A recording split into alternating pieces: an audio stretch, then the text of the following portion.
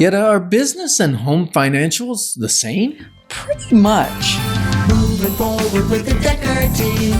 Moving forward together with the Dekker Team. Hello, I'm Ken Dekker. And I'm Yetta Dekker. And we're excited to be with you and welcome you to another episode of Life's Inside Track, where we share techniques, thoughts, and tools that we all need, we all deserve, you, I, everyone, to turn our house into home where our families thrive and we live the best life possible. So what we're going to consider, Yetta, is why many families don't track their finances or their financials. Right. Say.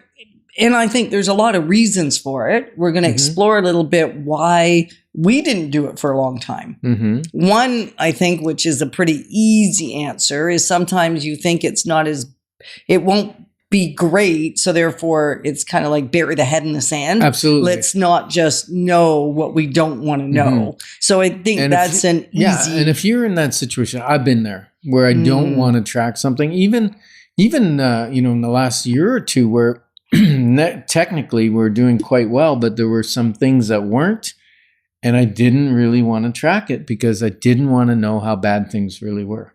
Yeah, so that can be, it is interesting. And it certainly was a point of conversation many times because knowing where you are means you can do more about it. But we're not going to give away the answers right now. We're just saying, what are those reasons that we might not? Yeah. Probably the biggest reason that I hear, besides just not wanting to know how bad it really is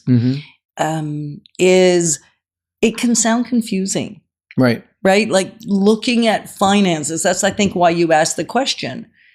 Are business finances or financials the same as house financials or home or personal finances? And they're really, really similar. I mean, we might use slightly different words for the different documents, and really they're doing the same thing. Yeah. And if you look at a healthy business will know at the end of the month where they're situated, maybe even partially through the month. And then if you're a public company, you're going to report out your earnings and your different things quarterly, right? Your profit and loss and that sort of thing. But many people don't do it monthly for themselves. They go at the end of the year, oh, how did we do? Do we have less money in the bank? Do we have more money in the bank? Do we have more debt? Are we feeling more pressure from the debt? And so we don't generally take a proactive approach like a business would, where, especially if you're in a business where other people are investing and there's that level of accountability. So there has to be good financials. So what's it look like? What are the three big financial documents that I think you should look at for business and for home? Well, the first one is a budget or a spending plan, right? Like that's the easiest, I think, for all of us to understand. Well, yes, and it's also probably the hardest one to implement. It probably is. It is the hardest. It is the hardest because you have to either track, right? Track to figure out where are you, what do you spend? So history may be a predictor of what you're going to do in the future. Yeah, but then you also have to track to know whether you're on budget or not, right? You have to track what you earned and what you spent. So that's the budget or spending plan. In a business, we call it a budget. We don't call it a spending plan. In a personal, I like the word spending plan because we plan to spend money. Right. And then there's the profit and loss. Now, that's a weird name, profit and loss. Because can you have profit and loss? I guess you can. Nope. No? So it's profit really, in one area, loss in another? Well, you could, but a P&L statement is really a profit or loss statement. It shows for the period of time, whether it's a year, a month, 6 months, a quarter, whatever time you divided, whether you have a profit or a loss for that period. And generally, people in business will do monthly and then quarterly and then yearly. And then the last one is a balance sheet. Wait, what do we call that in our home, though? Oh, in our home? In our personal finances, would we still call it a profit or loss statement, or what would we call it? Yeah, really, it's a net gain or a net loss of wealth, because if you spend more than you earn in a month, your net worth goes down. So you've lost equity, you've lost money. And if you spend less than you earn, then you've increased your equity and Increased your wealth. So we call that a your money. profit. It's not really a profit. It's you spent less than you earned. Right. So you have more equity, more on the balance sheet. And the balance sheet is the last one.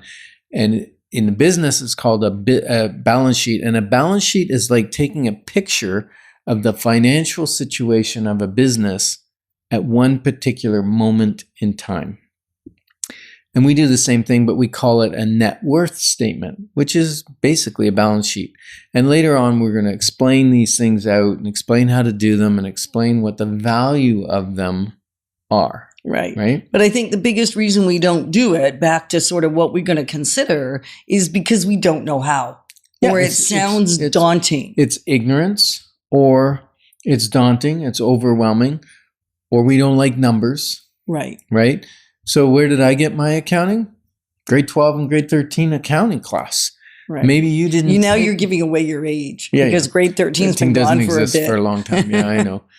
But so maybe you didn't take any accounting. Maybe that was, the geeks took that and you didn't want to take that. But there is so much availability. There's Accounting for Dummies book. There's accounting night classes. You can take a school class for accounting. You can even jump on YouTube and probably connect with a whole bunch of people that explain these documents, right? But if you'd like a little bit of a clarity call around this, give us a shout, right? We don't mind spending 10, 15 minutes with you. 613-860-4663. So budgets. Budgets are a dirty word, basically, for many people.